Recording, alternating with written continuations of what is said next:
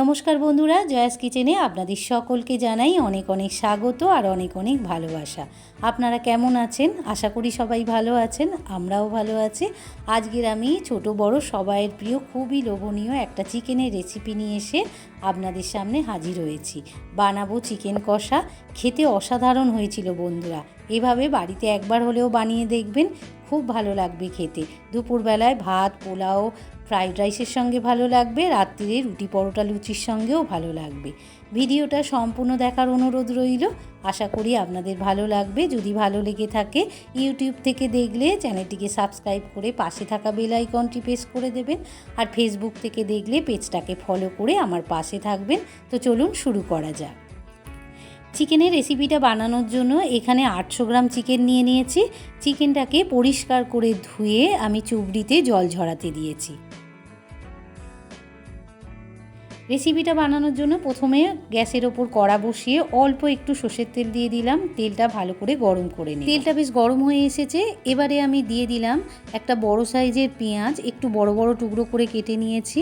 আর নিয়েছি 8 থেকে 10টা রসুনের কোয়া, আর নিয়েছি 4টে কাঁচা লঙ্কা। এবারে এগুলো হালকা করে ভেজে নেব। পেঁয়াজ, রসুন, কাঁচা লঙ্কার সঙ্গে একটা টমেটো আমি কেটে দিয়ে দিয়েছি। এবারে টমেটোটাকেও আমি একটু হালকা করে ভাজাভাজি করে নেব। পেঁয়াজ, রসুন, কাঁচা লঙ্কা, টমেটোটা ভালো করে ভাজাভাজি করে নিয়েছি। এবারে এটাকে ঠান্ডা করে একটা পেস্ট বানিয়ে নেব। ততক্ষণে আমি গ্যাসের ওপর আবারও একটা কড়া বসিয়ে দিলাম। কড়াতে বেশ কিছুটা সর্ষের তেল দিয়ে দিলাম। চিকেনটা আজকে সর্ষের তেলেই বানাবো। তেলের মধ্যে দিয়ে দিলাম অল্প একটু লবণ, আর দিয়ে দিলাম অল্প একটু গুঁড়ো হলুদ। এবারে আলুগুলো প্রথমে ভেজে নেব। আমি দুটো বড় সাইজের আলু নিয়েছি, বড় বড় টুকরো করে কেটে নিয়েছি। মাংসের আলু তো বন্ধুরা বড় বড় খেতেই ভালো লাগে। এবার আলুগুলো তেলের মধ্যে দিয়ে ভালো করে লাল লাল করে ভেজে নিয়েছি।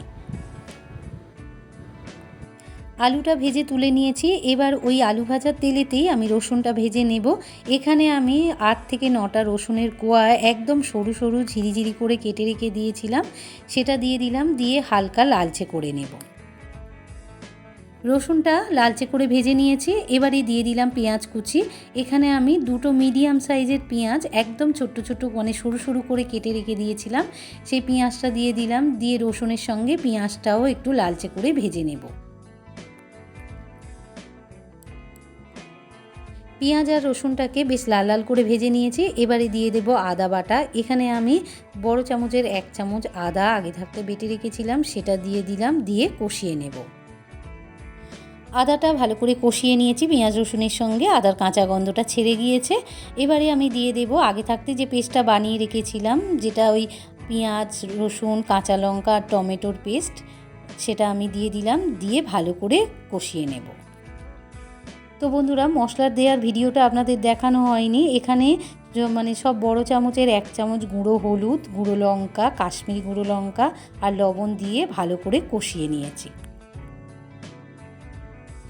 রান্না করার সময় একটা গেস্ট চলে এসেছিল, তাই আপনাদের ভিডিওটা মশলা দেওয়ার ভিডিওটা দেখানো হয়নি। মশলাটা ভালো করে কষানো হয়ে গিয়েছে। এবারে আমি চিকেনের টুকরোগুলোকে মশলার মধ্যে দিয়ে ভালো করে কষিয়ে নেব। চিকেনটা ভালো করে কষানো হয়ে গিয়েছে, আর চিকেন থেকে বেশ তেলও ছেড়ে দিয়েছে। এবারে ভেজে রাখা আলুগুলো দিয়ে ভালো করে চিকেনের সঙ্গে মিশিয়ে নিয়ে আরও 2 মিনিট কষিয়ে নেব।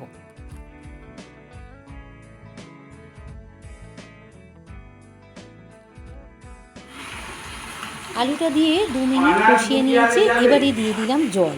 এখানে আমি উষ্ণ গরম জল আগে থাকতে একটু করে রেখে দিয়েছিলাম, সেই উষ্ণ গরম জলটা দিলাম। তো বন্ধুরা, এই গরম জল যদি রান্নায় দেওয়া যায়, রান্নাটাও খুব তাড়াতাড়ি হয়ে যায়, আর রান্নার টেস্টটাও খুব ভালো হয়। এবারে একটা চাপা দিয়ে আলুটা যতক্ষণ না সেদ্ধ হচ্ছে ততক্ষণ ফুটিয়ে নেব। গরম মশলাটা দিয়ে 2 মিনিট ফুটিয়ে নিয়ে আমি গ্যাসের ফ্লেমটাকে অফ করে দিয়েছি। দেখুন বন্ধুরা, চিকেন কষা আমার একদম কমপ্লিট হয়ে গিয়েছে। আর কত সুন্দর দেখতে হয়েছে দেখুন বন্ধুরা, আর খেতেও তেমন হয়েছিল। চিকেন কষা আমার একদম রেডি হয়ে গিয়েছে। আমি এই চিকেন কষার মধ্যে বন্ধুরা বড় বড় রসুনের কোয়া থেকে 7 কোয়া দিয়ে দিয়েছি। এই রসুনের কোয়াটা চিকেন কষার মধ্যে দিলে না খেতে অসাধারণ লাগে, মানে গোটা গোটা রসুনের কোয়া। আপনারা বাড়িতে এইরকমভাবে একবার করে দেখবেন, দারুণ লাগবে খেতে। রেসিপিটা যদি ভালো লেগে থাকে তাহলে আমার চ্যানেলটিকে লাইক আর বেশি বেশি করে শেয়ার করে দেবেন। আর কমেন্টে জানাতে ভুলবেন না যেন আপনাদের কেমন লাগলো। আপনারা ভালো থাকুন, সুস্থ থাকুন। আবার দেখা হবে অন্য কোনো একটা রেসিপি নিয়ে। আজ এই পর্যন্ত, ধন্যবাদ।